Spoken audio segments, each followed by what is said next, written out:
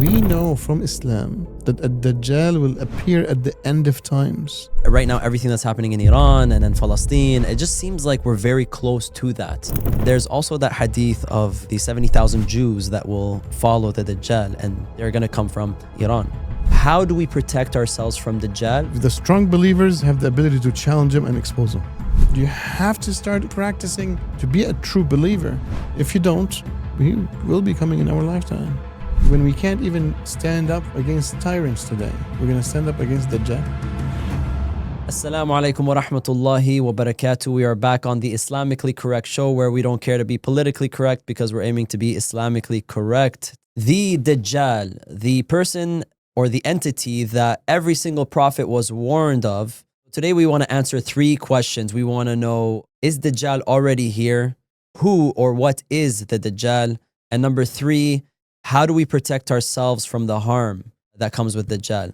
We're back with Sheikh Usta. How you doing, Sheikh? Alhamdulillah, good, mashallah. Alhamdulillah, you excited for today's topic? 100%, bro. All right. Let's do it. It's a dangerous one. I don't know how to if I'm supposed to be careful. It's scary, bro. It's scary. You know what I mean? Yeah.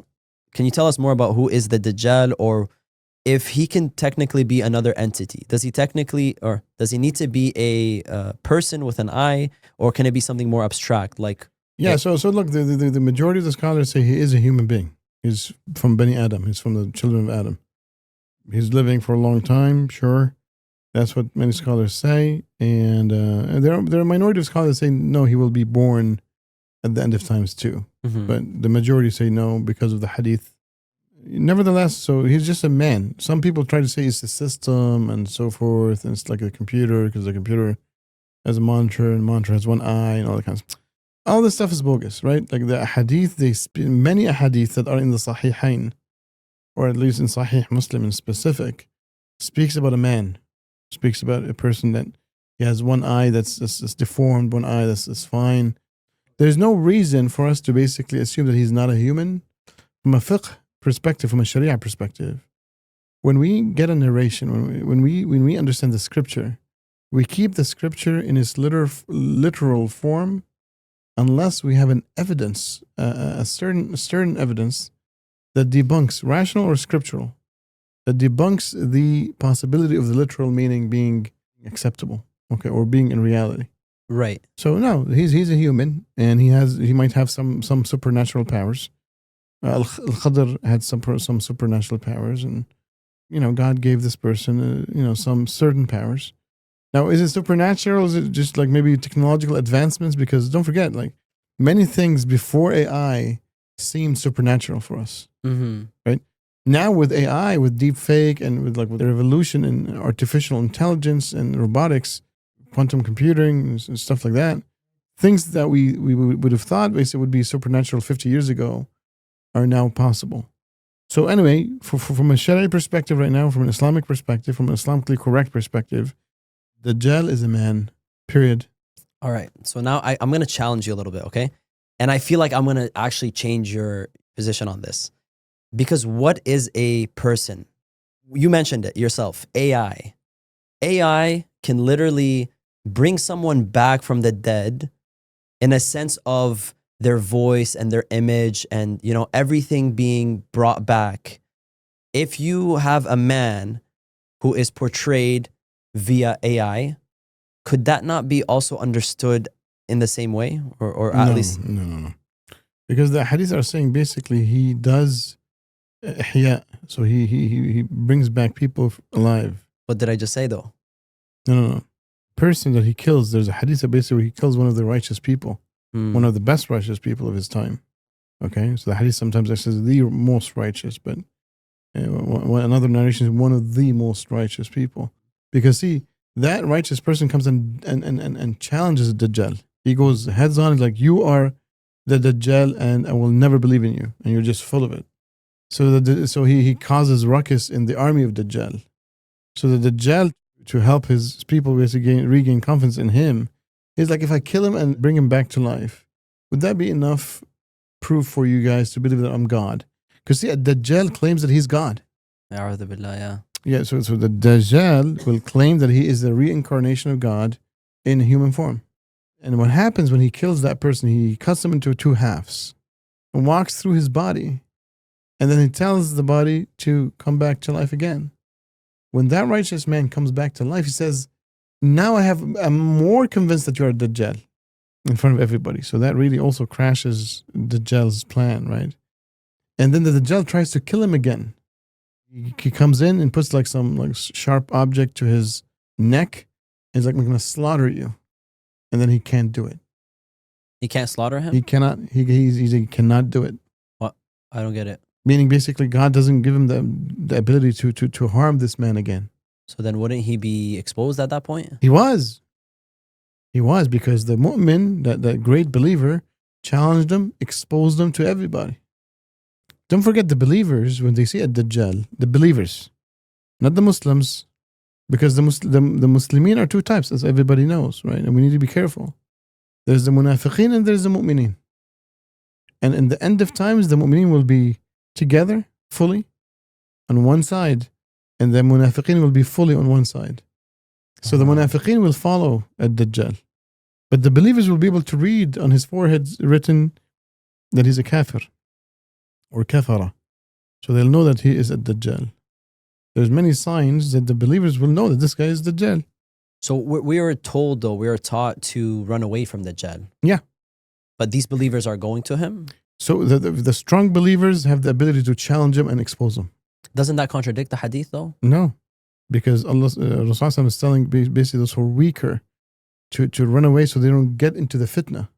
And how can one distinguish whether they're weak or strong in iman? Well, that's not like, that's maybe an episode for another day. It is, but see, at the end of the day, Allah subhanahu wa ta'ala gives the courage, gives the yaqeen. The yaqeen is felt. The yaqeen is inside you. At-taqwa is here in the heart, so you know. And that's why not everybody can really kind of, for example, stand up for tyrants. Right? Some people will basically, if they do, they'll go through fitnah. And then they'll do fitnah in their deen. They'll lose their deen. Because they didn't build their iman to that level. So we have to build our iman by practicing taqwa. And taqwa in every form. Especially in the ibadat, because that's the personal gym for iman of a person. Qiyam al-layl, dhikr, and qiraat al-Quran, and tadabbur, and tafakkur, and dua, and tasbih, and fasting. But you're adding another layer of also confronting tyranny. Yeah, and even the ulama, basically, in the who commented on this hadith, it says this hadith is a dalil, is an evidence that it is commendable for the believers to confront Ahl al-Batil, the people of falsehood, and expose them. Allahu Akbar. I never understood the hadith in this way. I always felt like it was a warning to like run away from, because you won't even be able to handle like that kind of fitna. So it was like, don't even try. Don't even confront him. That's how I understood it. Yeah, for the weaker believers, yes. Yeah. The point is basically, do you recognize the argumentation? Do you recognize what the real proper concepts of belief are? So if your belief is weak and your belief is just based upon just you're born Muslim and that's all what you just praying 5 times a day, eat the bihamid and so forth. If that's all what it is, your iman is so flimsy, it's going to get crushed by Dajjal. I'm just letting you know. You're going to get crushed by Dajjal. Your belief is going to become dust. A'udhu billah. May Allah protect us. I mean. But that's why basically, how do you protect yourself from Dajjal? Through the first 10 verses of Surah Al-Kahf. So what are they talking about? You're just supposed to recite them, right? But it's not that. Recitation without understanding is not the purpose. So there's something deeper? The purpose, definitely, is the purpose, is the meaning. Okay. What is the first 10 ayat speaking about? Well, it introduces the most important story in the surah, in the chapter, which is a story that speaks about fitnah of iman. And the first couple of verses, which is verses 9 and 10, what does it speak about? It speaks about basically that those believers ask Allah subhanahu wa ta'ala when they truly took a decision to stick to their belief and not to compromise and to just even leave the city and to just go out in the wilderness and just to even hide in a cave, they ask Allah subhanahu wa ta'ala to guide them and to protect them and to save them and to make a way out for them. And Allah did, subhanahu wa ta'ala. You see what I'm saying?